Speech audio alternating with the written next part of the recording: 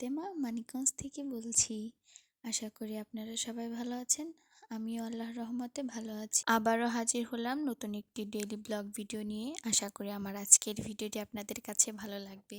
আজকের ভিডিওটি আমি রাত থেকে শুরু করেছি, শুধু রাতের এইটুকু ক্লিপ আছে এখানে। এখন রাত প্রায় 1টার বেশি বাজে। তো এদিকে ইতিমধ্যে আপনারা দেখে নিয়েছেন যে আমার ছেলে স্টার ছাপ দিয়ে স্টার আঁকাচ্ছে। তো আগের থেকে ওর আঁকার হাতটা ভালো হয়ে এসেছে, আর ও নিজেও খুব খুশি হয়েছে। স্কুলে যখন ওকে আর্ট ক্লাসে, মানে বৃহস্পতিবার ওর আর্ট ক্লাস হয়, সেদিনও ও খুব একটা ভালোভাবে আর্ট করতে চায় না। তো আস্তে আস্তে যে ওর নিজে থেকে মেধা খাটিয়ে নিজে নিজে সব করে নিচ্ছে, সেটা দেখেও ভালো লাগছে। তবে এখন তো রাত 1টার বেশি বাজে, ও আমার সাথে সারা রাতে জেগেছিল। আমি সেহরির সময় প্রতিদিনই রান্না করি, তো আমার সাথেই ছিল। যাই হোক, এরপর খাবার দাবার খেয়ে নামাজ শেষ করলাম, আমার সাথে সে অনুকরণ করলো নামাজের। যাই হোক, এরপরে চলে আসলাম বিকালে ইফতারির জন্য। দিনে তেমন কোনো কাজ করিনি, তাই আর তেমন ভিডিও নিইনি, একটু রেস্ট করেছি। আমরা যেহেতু টপ ফ্লোরে থাকি, এখন যেহেতু অনেক গরম পড়েছে, তাই আমাদের অনেকটা গরম সহ্য করতে হয়। এমনিতেও ব্রোকলির চপ ভেজে নিচ্ছি। ব্রোকলিটাকে প্রথমে কেটে ভালোভাবে পরিষ্কার করে নিয়ে গরম পানি দিয়ে ভাপিয়ে নিয়েছি। এরপর বেসন গুলিয়ে, আমরা নর্মালি যেভাবে বেসনটা গুলাই, তো সেইভাবে গুলিয়ে নিয়েছি সমস্ত মশলা দিয়ে। তার মধ্যে শুধু আমি আলাদাভাবে পেঁয়াজ দিয়ে দিয়েছিলাম, আমার কিছু কুচি করা পেঁয়াজ ছিল, তো সেটা দিয়েই ভেজে নিয়েছি। আর একটা বেগুন ছিল, অন্য বাদ বাকি বেগুনগুলো নষ্ট হয়েছে। যেহেতু রোজার দিন তেমন খুব একটা খাওয়া হয় না, তার মধ্যে আমার নর্মাল ফ্রিজটাও নেই, মানে বড় ফ্রিজটা তো নষ্ট হয়ে গিয়েছে, ওটার খবর এখনও জানি না। তো বাহিরে রাখার কারণে নষ্ট হয়ে গিয়েছে। একটা বেগুনি ভালো ছিল, তো সেটাকে আমি কোনো মশলা ছাড়াই যেটুকু দরকার ওই মশলাটুকু দিয়েই শুধু ভেজে নিয়েছি একটা ডিম দিয়ে। তো এরপর ভাজা হয়ে আসলে এই যে থাকে না খালি বেসন, এগুলো খেতে তো আমার বেশ ভালো লাগে। তো এগুলোই ছিল, এগুলোই ভেজে নিয়েছি। আমার মতো কে কে আছেন যারা ভাজা পোড়া থেকে যে বেসন বেঁচে যায় বা পেঁয়াজু বানালে যে ভাঙাচোরা পেঁয়াজু থাকে, ওগুলো খেতে বেশি ভালোবাসেন? চাইলে আমার সাথে শেয়ার করতে পারেন, অন্যথায় দরকার নেই। আর এই যে এখানে বাড়িওয়ালা আন্টি আমাদের জন্য ইফতার পাঠিয়েছে, যদিও আমরা আজকে বাসায় ইফতার বানিয়েছিলাম অনেক রকমেরই। তারপরেও রিজিকের মালিক আল্লাহ।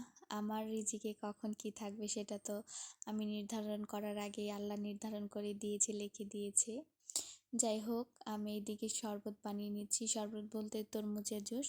আর এখানে আমি কোনো চিনি দিইনি, এটা আমাদের একবারে খাঁটি গুড় ছিল, এটা হয়তো ছোলা গুড় বলে। যাই হোক, আজ এটা দিয়ে জুসটা বানিয়ে নিব।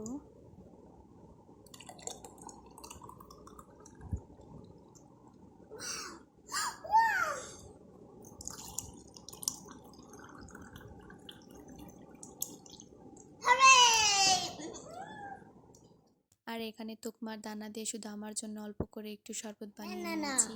কি দেখো, What is it? এটা ব্যানানা। খাও।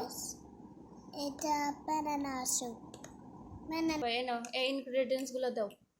Daddy, this is the grape. The grape is so. And next, apple and grapes are ready. Mix. And banana, apple, grapes are ready. ও সরি। তো এইদিকে আমি চিয়া সিডের পুডিং বানিয়ে নিয়েছিলাম, তো আমার ছেলে এখন এটাকেই মিক্স করতেছে। যাই হোক, এরপর ইফতারি করে কিছুক্ষণ রেস্ট করার পর চলে আসলাম আমার রান্নাঘরটা পরিষ্কার করার জন্য। রান্নাঘর পরিষ্কার করা বলতে চুলাটা পরিষ্কার করার জন্য, যেহেতু 2-1 দিন যাবৎ আমি রান্নাঘর তেমনি ভালোভাবে পরিষ্কার করছি না। চুলাটা খুব গরমের কারণে খুব ক্লান্তি চলে আসে অল্প কিছুই করলেই। যাই হোক, এখন একটু ভালো লাগছে, তাই ভাবলাম চুলাটা পরিষ্কার করে নিই। যারা আমার এই ভিডিওটি দেখতে দেখতে এই পর্যন্ত চলে এসেছেন, তাদেরকে জানাই অসংখ্য ধন্যবাদ। আশা করি আমার আজকের ভিডিওটি আপনাদের কাছে ভালো লেগেছে।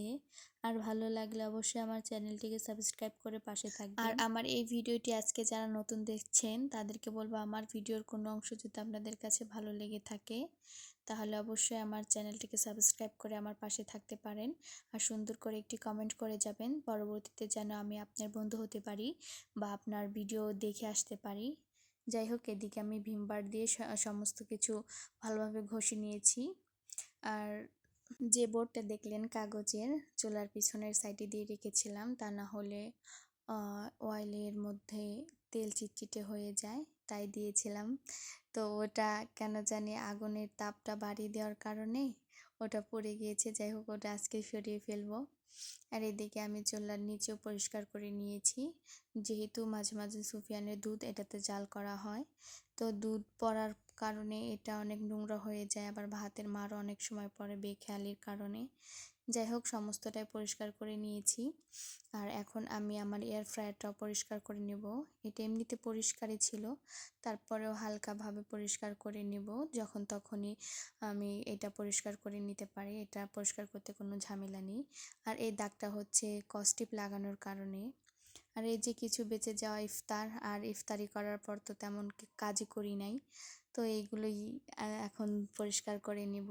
আর এই জায়গাটা পরিষ্কার করে নিয়েছি, যেহেতু আমার রান্নাঘরের সাইডটা একটু ছোট, তাই আমাকে সবগুলো চাপাচাপি করে রাখতে হয়। এখানে ভাতের হাঁড়িও রাখা হয়, আবার তরকারির কড়াইও রাখা হয়, বা বাটিতে করে আমরা যে বেড়ে রাখি। আমার যেহেতু ডাইনিং টেবিল নেই, তো আমার যেরকম যেভাবে জীবনযাপন করি সেটাই তো আপনাদের মাঝে শেয়ার করি, তাই আর কি বলা।